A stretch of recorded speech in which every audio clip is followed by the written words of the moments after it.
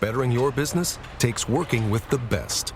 With the James Hardie Alliance, you gain access to leads, training, networking, and support from the #1 brand of siding in North America. Achieve new levels of success by joining the James Hardie Alliance today.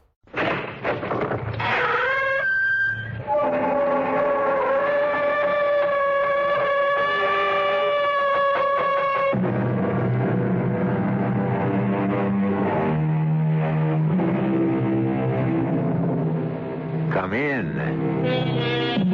Welcome. I'm E.G. Marshall. Murder, we are told, will out. As will, I believe, truth. Which is to say that most murderers, though not all, are eventually exposed and made to pay for what is considered certainly the most heinous crimes of all, the taking of another's life. Such was the case with the charming, debonair, and totally amoral Greg Manchester, who felt sure he had committed the perfect murder, only to discover... You're arresting me for murder? Lieutenant, you can't be serious. I'm very serious, Mr. Manchester. But on what grounds? Yes, I shot and killed my wife, but it was an accident. No accident, Mr. Manchester. Cold-blooded murder. And we can prove it. How can you prove murder when there was no murder? It was an accident, I tell you. I only wish to heaven there'd been a witness to prove what I say. There was a witness, Greg. A witness who can prove it was murder. Who, Sandy? Tell me who. The corpse, Greg. The corpse.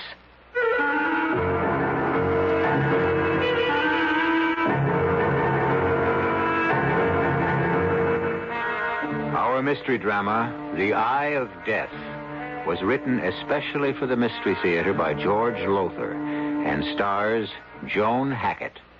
It is sponsored in part by Sign-Off, the Sinus Medicines, and Anheuser-Busch Incorporated, Brewers of Budweiser. I'll be back shortly with Act One.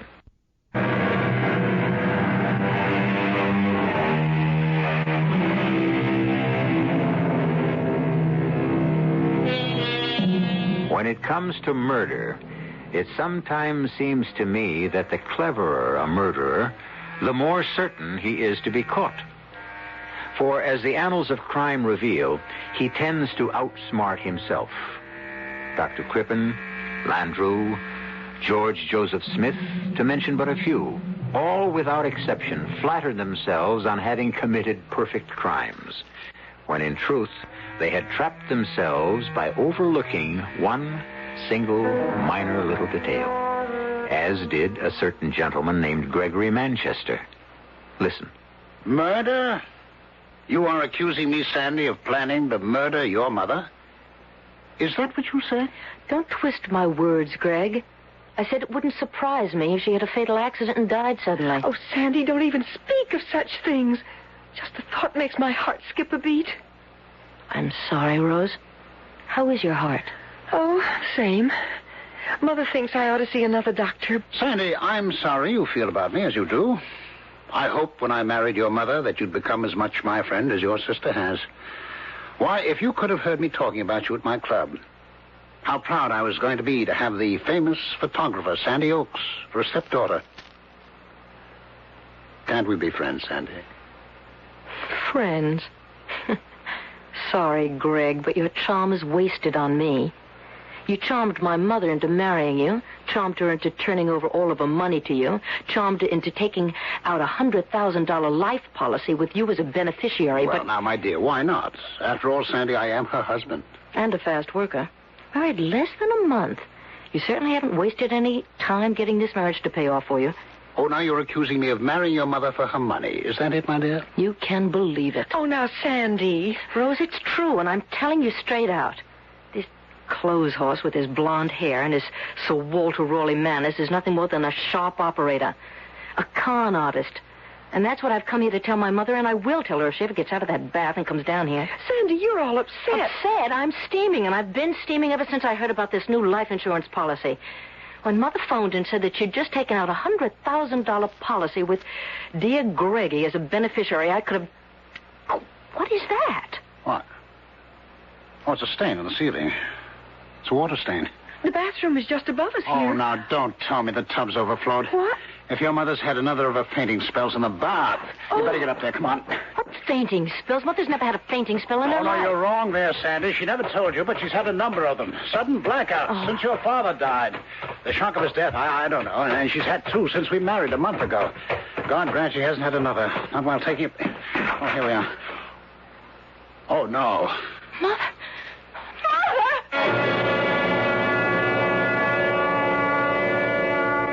He killed her, Joe. He killed her. Now, sweetheart, Joe, he did. He drowned her in that tub. All of that talk about sudden fainting spells, blackouts. No way, Joe. No way. Now, look, my dear, lovable bride-to-be, I don't like Gregory Manchester any more than you do, and I couldn't agree more that he's the phony you claim he is, but you're no fool, Sandy. A camera nut, maybe, with that camera of yours always slung around your neck, but you... Joe, photography is my business, and I don't know how many pictures I'd have missed if I didn't keep this high-powered Instamat ready at all times. And really, I don't know why it bothers you. Well, it's nothing. Oh, excuse me.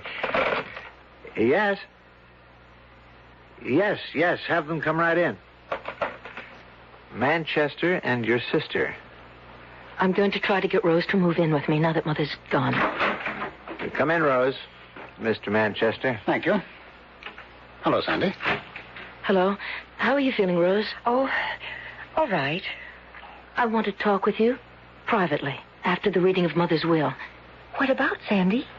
Later, dear. Well, we're all here, so I'll get started. I, Geraldine Oakes Manchester, a resident of the city of... Wait a minute, Joe. Yes? Geraldine Oakes Manchester? Your mother made a new will after she married Mr. Manchester, didn't she tell you? No, Well, she told me she was going to. she didn't. I'm sure I know why. Another slap at me, Sandy. Are you implying I changed her mind about telling you? If the shoe fits, Greg. Now, hold it, please. We're here for the reading of a will, and I suggest we get on with it. I, Geraldine Oakes Manchester, a resident of this city...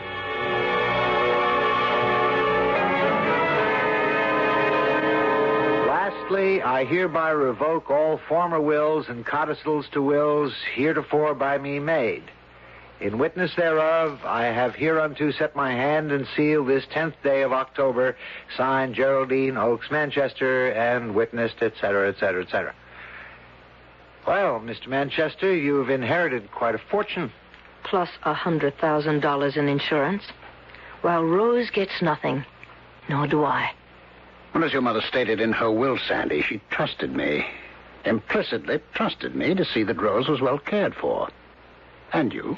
I don't need Mother's money, but Rose... Oh, Sandy, you can trust Greg. Mother did. I do.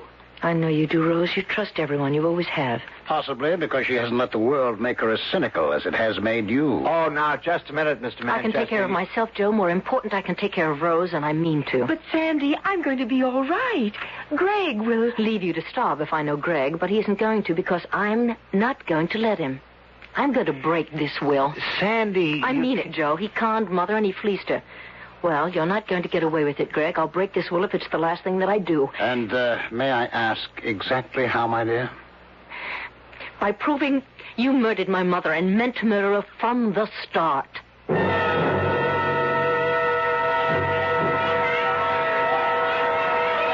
Have some more shrimp creole, Florence? Oh, Greg, darling, I couldn't. I simply couldn't. You know I'm on a diet. Oh, nonsense. This is no time to stay on a diet. In the first place, it's Mardi Gras week. In the second, I brought you to the finest restaurant in New Orleans. Oh, you dear, delightful man. And in the third place, why anyone with your figure feels the need to diet, that baffles me utterly. Oh, you are a dear and delightful man.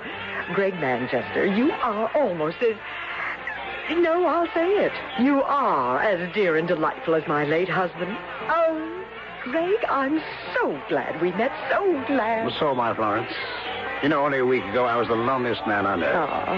Oh. Lonely in the way only the bereaved can be lonely. Even though it's months since Geraldine passed on, I thought I would never get over her loss. And then, my dearest. You don't mind if I call you my dearest? Of course not. Well, I met you, and life became worth living again. Oh, Greg, do you know that seems exactly the way I feel? I thought as much.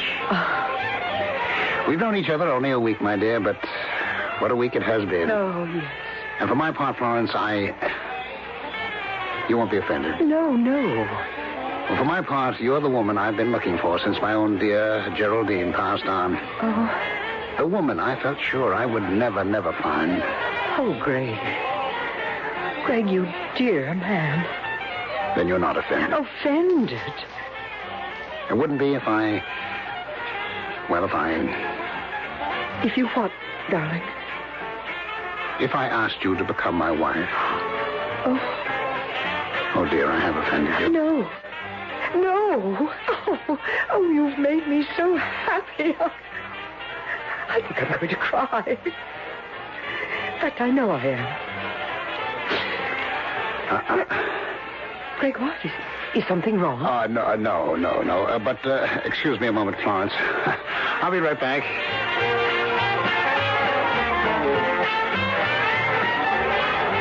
Well, Sandy Oaks, girl photographer, camera and all. Greg Manchester, con artist and murderer. Next victim and all. What are you doing in New Orleans? Mardi Gras week. I'm covering it. For Cosmopolite. You're lying.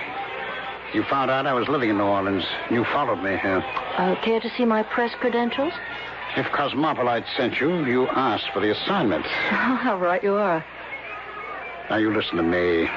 Any more trouble from you, and I'll make you know what trouble really is. Trouble? What makes you think I'm out to give you trouble, Greg? Because you followed me here, because I suddenly spotted you snapping a picture of me and Mrs. Chapman. I took more than one before you noticed me, Greg. They may come in handy. I don't see how. Well, then, look over there, Greg. See that sign? The one that reads Mardi Gras Week? Exactly. From that angle, I caught not only you and Mrs. Chapman, but that sign hanging behind you on the wall. So what? The time element, Greg, and the place. I can hear a district attorney saying to you at your trial for murder, quote, "You did know the widow, Mrs. Florence Chapman, as early as Mardi Gras week, didn't you? In New Orleans, wasn't it?" Unquote. My murder trial. You are going to kill her, aren't you? For her money? After you marry her? Tell me, does she have any children you can leave penniless as you did my sister Rose? She went to live with you. You're very successful, plenty of dough. You take care of her. I am. I'm also going to take care of you. Now, Sandy, I warn you. Cool it, con man. I am not my mother that you're talking to now, nor my sister Rose, or that lovely victim of yours over there. A photographer gets around. You think you're the cleverest thing that ever happened. You are. But, Buster, it's your cleverness that's going to put you behind bars, because somewhere, somehow, you're going to think you're so clever that you'll make one little mistake, one fatal little mistake, and when you do, I'm going to be there. Be smart, eh? Get out of my life and stay out of my... Excuse me, I don't mean to interrupt, but, Greg, dear, won't you introduce me to that very attractive friend here? Well, dearest? Yes, of course. Sandy Oaks, my stepdaughter. Oh, you're not the daughter of that poor woman who drowned accidentally. Yes, Mrs. Chapman, I am. You know my... Oh, Greg told you. No, I've been watching you and Mr. Manchester ever since he met you a week ago. Watching? Greg, darling, what does she mean? Oh, never mind, Florence. She's a troublemaker. She tried to stop me from marrying her mother. I tried to stop you from murdering my mother. Oh, gracious, such talk. You're in a restaurant. Mrs. Chapman, let me give you a tip. A tip that will save your life. Say goodbye right now to this charming, well-dressed murderer. Say goodbye and go on living. Well, Greg, I believe you're right. This girl, well, I don't know what she is, but she is. I'm sorry I came over. I'll wait for you at our table. Yes, of course, Florence. Well, do you see? She's as naive and as trusting as my mother. And my sister. Or others you've murdered. Oh, so it's others now. Look, Sandy, you said I'm clever. Well, I am clever. A hell of a lot cleverer than you are, doll. I guess the only way to get you off my neck is to prove it. And just how will you do that? The only way I know. Murder. Don't get me all choked up. I know you. I'm ready for anything you try. Murder me? You don't have much of a chance, Mr. Manchester. Oh, murder you. No, not you. Who then? Your sister Rose, whom you love so much. Who else?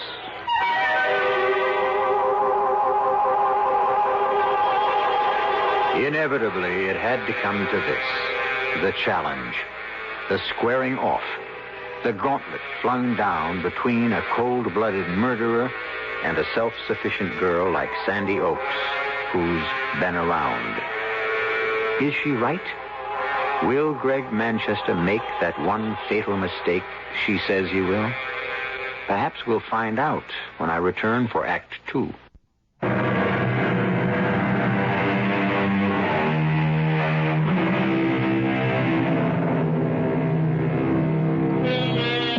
Much has been written on the psychology of murder and murderers. And although experts disagree, when have experts ever done anything else, there seems little question that the common motive for murder is personal gain. In any case, assuredly, that's what it is with Greg Manchester, who, you might say, marries for murder. But now Sandy Oaks, veteran freelance photographer, has set out to prove that Manchester murdered her mother, even as Manchester threatens that if she doesn't leave him alone, he will kill her invalid sister, Rose. Sandy, your mother drowned in her bath after suffering a blackout. My mother never had a blackout, a fainting spell in her life. Manchester spread that story to cover himself. Yeah, but you can't prove it. And until you can, I'm warning you, drop it. I'm not afraid of a suit for libel or slander, if that's what you mean. What I mean is, I'm afraid for your life, if what you say is true. It's Rose's life I'm worried about. If anything happened to me, she'd be alone and penniless. You don't ever have to worry about Rose while I'm around. You know that. Of course not. But, good Lord, I didn't realize it was this late. I've got to rush. What? Just when I was about to invite you to lunch? I'm sorry, darling, but I'm due at the Metropolitan Photographic Exhibit in half an hour. I promised to advise the committee on how to hang the prize exhibits. Oh, including one of yours. Which reminds me, I owe you an apology. An apology because I won a prize?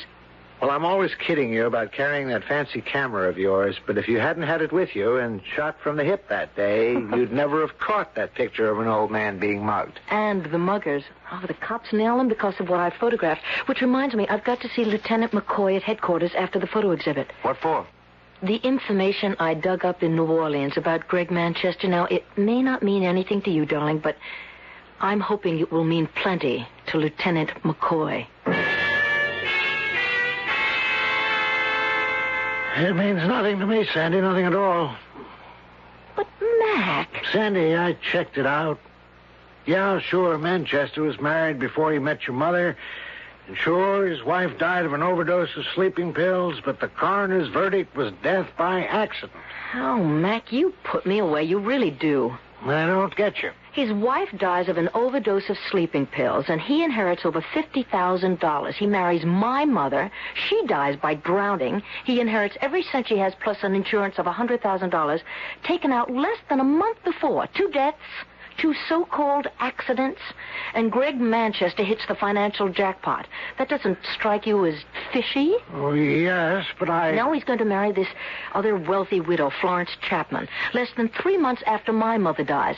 Sandy... Oh, and he threatens to kill my sister Rose if I don't lay off. And you sit there and you tell me that you don't think that Manchester is a cold-blooded murderer. No, I didn't say that. I said he's clean, Sandy. As a cop, I got to play it by the book, the rules of evidence. Maybe Manchester did kill your mother and his previous wife, but I haven't got a shred of evidence to prove he did, and neither of you. Well, have you? No, but I'm going to get it. Sooner or later, Manchester is going to make one slip. One little slip, and I'm going to be there when he does. Taking pictures of him as he does, I'll bet. It isn't funny, Mac. No, I'm just cracking wise about you and your trusty companion, that camera. Laugh. But it caught you a couple of muggers, and Mac, it may catch me a murderer.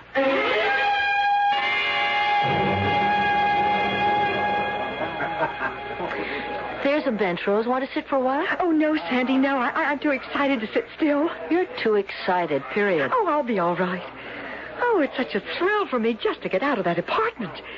But on top of that, these wonderful pictures. Holzman, Eisenstadt, Kepler, and you. That's what I call really sisterly love. Putting me in that class. Oh, you won a first prize. Yes, but in photojournalism, and there's nothing arty about my stuff. A first prize is a first prize, and I'm not going to argue. Rose? Oh, Sandy, maybe I'd better sit down for a minute or two. Yes, right there. How bad is it? It's not bad. Sandy, would you open my bag and take out the bottle of nitro pills? Yeah, just a sec. Here, wait a moment now. Here we are. Here. Stay here. I'll get you a cup of water. Yes. Excuse me, please. Excuse me. I just want to get through to the water cooler. Well, here, let me help you. Thank you. You? Yes, me. What are you doing here, Greg? Mrs. Manchester wanted to see the exhibits. She married you then? And I wanted to see you. Figured you'd be here, so I've got no time for you now. I've got to get a cup of water for my sister. Well, here's the cup. There's the water. I want a word with you, Sandy, about... Would you get out of my way? Excuse me, please. Excuse me. Rose, dear. Here you are. Oh, thank you, Sandy. Thank you. Are you better? Yes. Much. I think that we'd better go. Sandy, I haven't seen everything yet. Your heart. Oh, drat my heart. My first day out of the apartment in weeks. I'm going to make the most of it. I'm going to see everything there is to see. Oh, look who's here. Hello, Rose. How are you, Greg? Never better. You? Pretty well. Thank you. I meant to call on you when I got back from New Orleans, but I felt your sister wouldn't approve. You're right, Greg. Her sister Oh, wouldn't. now you too. It's all right, Rose. All right. Sandy and I aren't going to have a scene. I only wanted to say hello. So, if you'll excuse me, I'll rejoin my wife. Goodbye, Rose. Goodbye, Sandy. Oh, give my regards to Lieutenant McCoy next time you see him, will you? Lieutenant McCoy? The police lieutenant you went to see this morning. About a certain little matter. How do you know that I want to see McCoy? And what I want to see him about? Oh, does it matter? I know. And I think it was very foolish of you, Sandy. Do you? Oh, yes, very. In fact, as I intimated to you in New Orleans, it could even be dangerous. Deadly dangerous. Not for you. Not immediately for you. Well, goodbye for now. Sandy, what was that all about? Nothing, Rose. Nothing. What did Greg mean? It could be deadly dangerous. It's nothing for you to worry about, Rose. Well, all right, if you say so. Funny, though. What? I'm worried somehow. Suddenly, I'm very worried.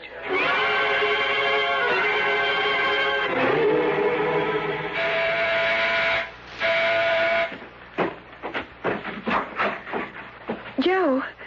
Oh, nice to see you. Come in. How are you, Rose? Oh, I'm fine. Now, no fibs to your brother-in-law-to-be. What?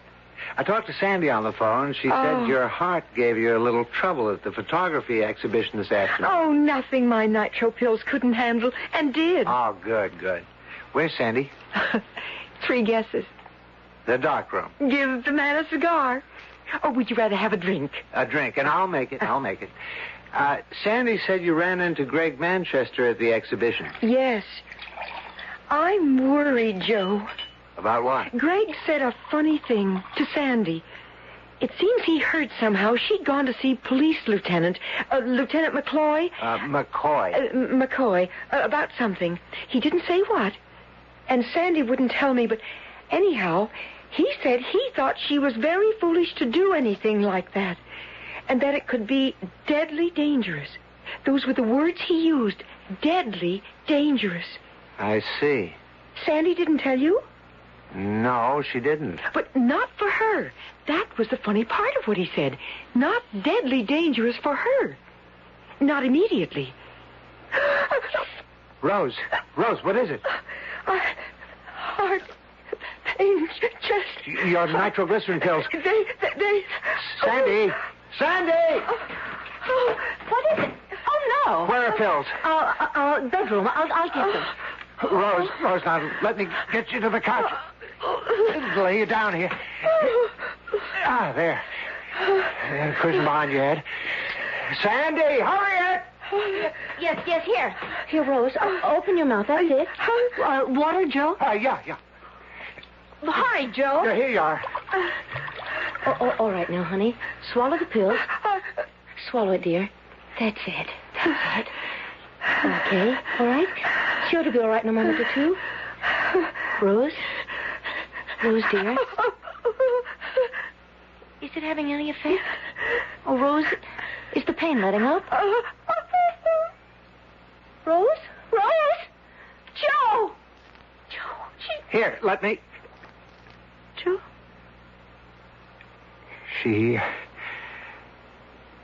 She's gone, Sandy. Oh, no.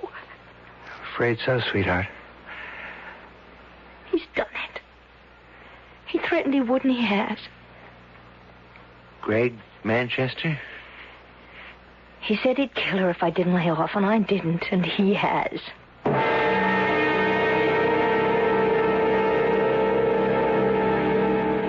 Thank you, Mac. Goodbye.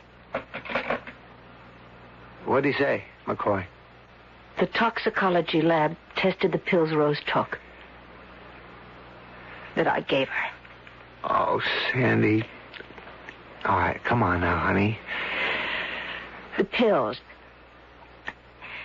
They found that they were triple strength. Triple the amount of nitroglycerin prescribed for Rose. That's impossible. No pharmacist would make a mistake like that. The pharmacist didn't. They got him out of bed and they met him at his place and checked his records. He made no mistake. Well, then how... Sandy, how? Greg. Sandy. Don't ask me how he did it. He got into the apartment maybe while we were out. Rose and I didn't change the bottles. I don't know. It doesn't matter. All that matters to me is that he did it. And I know in my bones I know that he did it. He murdered the woman he was married to before he married my mother. He killed my mother. He killed Rose. He'll kill Florence Chapman. He'll kill me. Unless I stop him. He's got to be stopped, Joe. Stopped and put behind bars like any other animal. And that's where I'm going to put him. With God's help, Joe, that's where I'll put him for the rest of his life.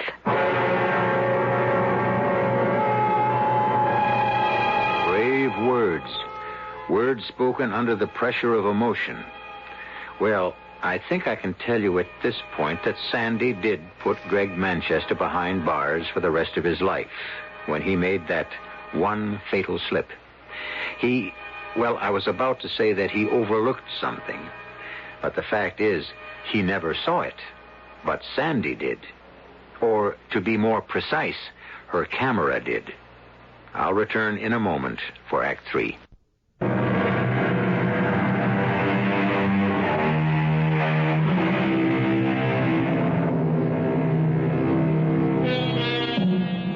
You will recall my saying earlier that the cleverer the murderer, the more likely he is to make one fatal slip. Something so minor, he never thought of it, never noticed it. What slip will Greg Manchester make? So far, he's got away with his killings.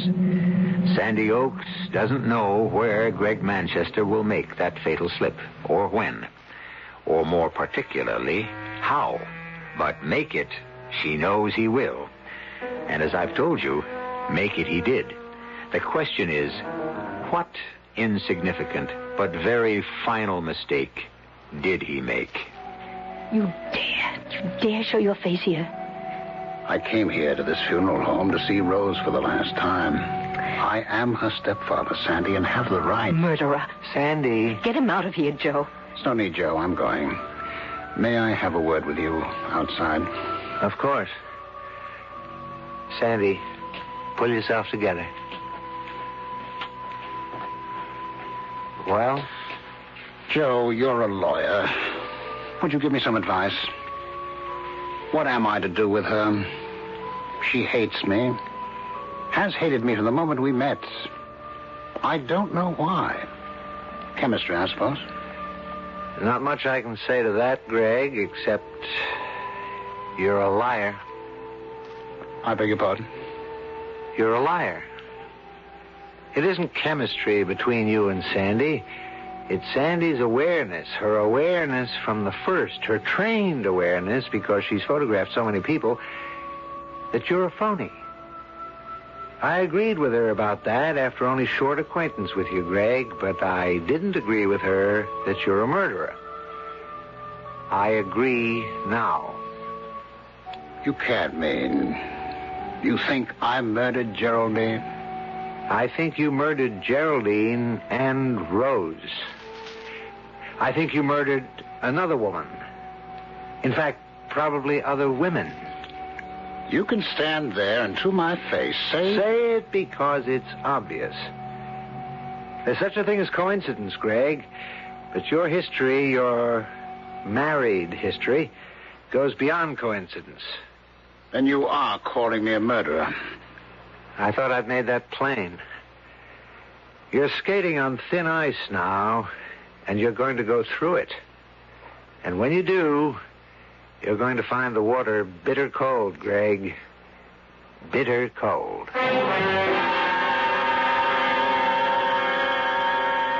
Won't you sit down, Miss Oakes? Thank you, Mrs. Manchester. Let me say, I only agreed to see you when you phoned and said you wanted to talk with me alone. I only agreed because you are his stepdaughter. Mrs. Manchester, I wanted to see you because someone should warn you. Greg Manchester is a murderer. What are you saying? He murdered my mother. He murdered my sister Rose. He murdered the woman he was married to before he met my mother. He's going to murder you. My dear, do you realize the gravity of this accusation? The important thing is that you realize What it. I realize is that you are a bitter and malicious young woman who, for some reason, I am totally unable to understand, wants to malign a man who has never done anything but good for you. Good? What do you mean? Your mother left him all her money, didn't she? Yes. He was also the beneficiary of her life insurance, wasn't he? Yes. And all of this, the fortune he might have had, he turned over to you and your sister. Is that not so? It certainly is not so. Greg told me. Then he lied. He tricked my mother into giving him control of her money, power of attorney, and all of that, and then taking out a $100,000 life insurance policy, and then he killed her. Can you prove that? No. I can't, not yet. But whether I can or not, I think what you should keep in mind is that at least 2 previous wives have died suddenly and mysteriously after giving him control of their money. Have you? Why, yes, I have. Oh, but I can't believe this. I won't believe it. My husband is one of the most dear and delightful men I've ever met. Thank you, my dear. Thank you for your trust in me. Greg, we didn't hear you come in. Well, I'm glad you didn't. Otherwise, I'd not have overheard my stepdaughter's accusations. Sandy, I must ask you to leave. And please, don't come back. Goodbye, Mrs. Manchester. And good luck. Well, I hope that's the last we see of her. I'm sure you didn't believe the lies she must have told about me. Why, no, of course not, Greg. You don't sound altogether sure, Florence. Why, yes, I am. Only, Greg, you told me you had handed all your former wife's fortune over to her daughters. No. What? Well, you misunderstood me. I said that I intended to do it. But I haven't had time to get around to it yet. It's quite involved, you know. Certain legalities which take time and... You don't believe me, do you? No, I do. Only I'm certain you said you had already given them the money. No, you're mistaken, my dear. Greg, Yes. that power of attorney I signed the other day. Yes. Don't be offended, dear, but just as a matter of interest, does it give you control over my money? Now, that's an odd question, Florence. Does it, Greg? Well, the power of attorney is just that. It empowers me to act in your behalf. In other words, you can sign checks, withdraw money from my account, that sort of thing? Yes, that sort of thing. I see. No. I don't think you do. For instance, you don't see that you have just signed your death warrant. Death warrant? I want you to go into your bedroom, start packing. Packing? You're going to visit your sister in New Orleans.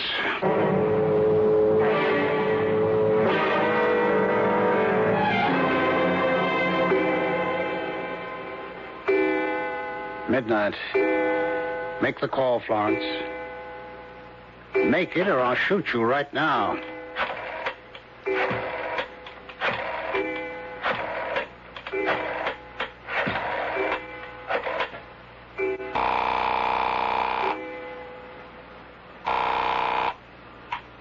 Hello? Miss Oakes, this is Mrs. Manchester. Yes? I've got to see you right away. Could you come here to my apartment? My fiancé and I were just about... It's urgent, Miss Oakes. Dreadfully urgent. Please come. Of course, all right. We'll be there as soon as we can Oh, make it. thank you. Goodbye. She's coming right over? Yes. Greg, please don't kill me. I'm sorry, Florence. I'll give you my money. I've already got it. Then why kill me? Pleasure, my dear. Simple pleasure. I find a certain thrill in murdering someone, especially silly women like you. When Sandy pushes that door buzzer, listen to it carefully, Florence. It'll be the last sound you hear in this life.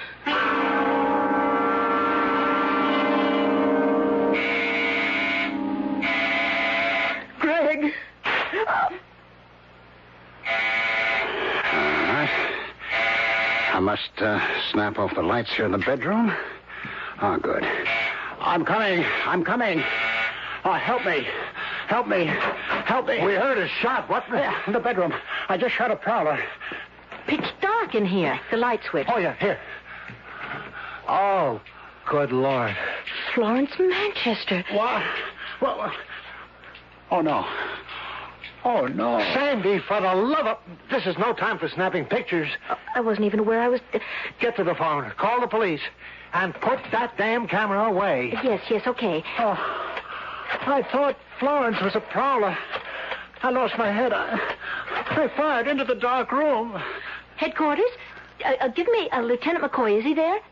Yeah, hurry.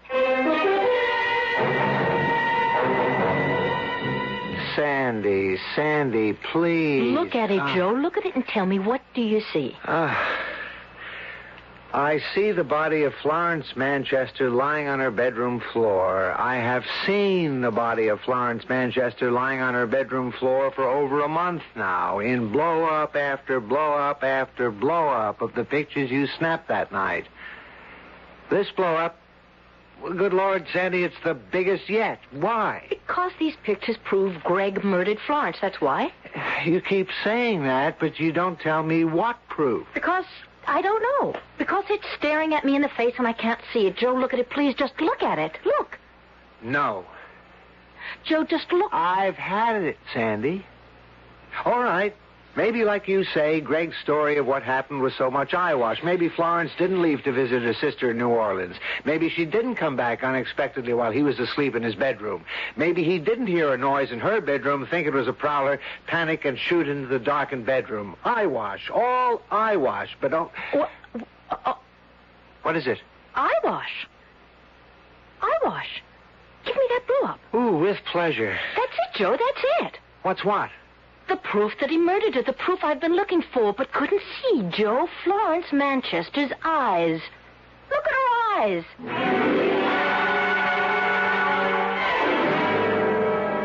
Manchester, you've been booked on a charge of murder.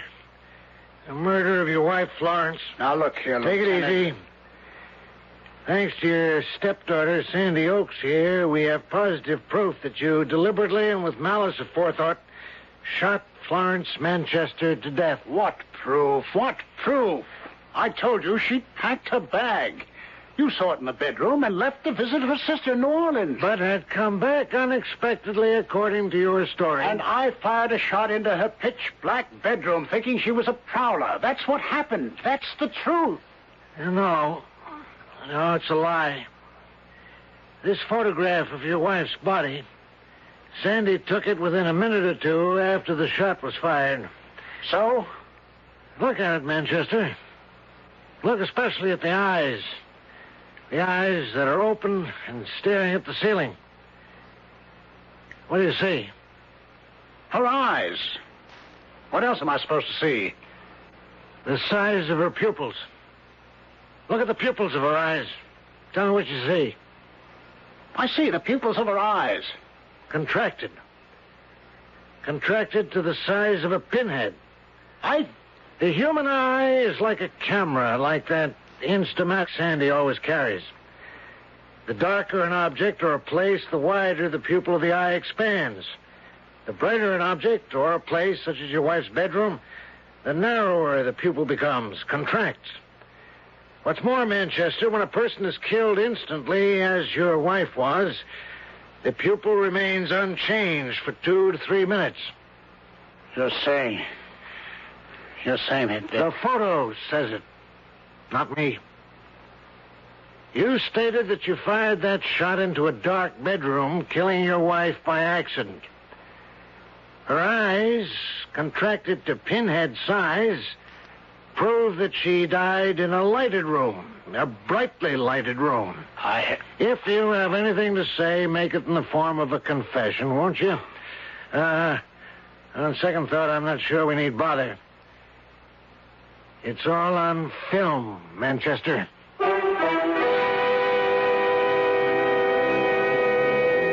A picture, they say, is worth 1,000 words. And so it would seem that Lieutenant McCoy is right.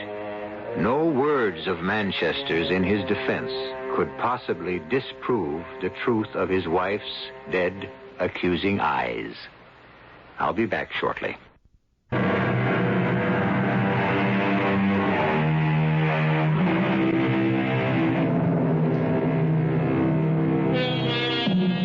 Gregory Manchester is no longer a name, but a number at State's Prison. Sandy's name has changed, too. From Miss Sandy Oaks to Mrs. Joseph Norman. Hasn't changed her habit of carrying that camera wherever she goes, however. But she seems to use it more and more these days, snapping pictures of a baby named Joe Jr. Our cast included Joan Hackett, Ralph Bell, Robert Dryden, and Joan Shea. The entire production was under the direction of Hyman Brown. And now, a preview of our next tale. Mrs. Tipton, it's really hard to see where I'd fit in. I'm a trained social worker. That's how I make my living. At least, that was how I made my living. I was discharged 6 months ago. They were cutting down, and... Well, I haven't been able to find anything in my field, and I'm running short of money, so I'm willing to take almost any kind of job if it's respectable. Look, I'm not going to ask you to do anything you wouldn't ordinarily do. Well, do you need a secretary? Something like that? I think I could manage that, maybe. Or be a companion. Oh, I don't want a secretary or a companion. Why would I? I never do anything, and I prefer being alone. Well, what is it that you do want? I want somebody to live for me. To live for you? Radio Mystery Theater was sponsored in part by Anheuser-Busch Incorporated, Brewers of Budweiser, and Sign-Off, the sinus medicines. This is E.G. Marshall inviting you to return to our Mystery Theater for another adventure in the macabre. Until next time, pleasant dreams.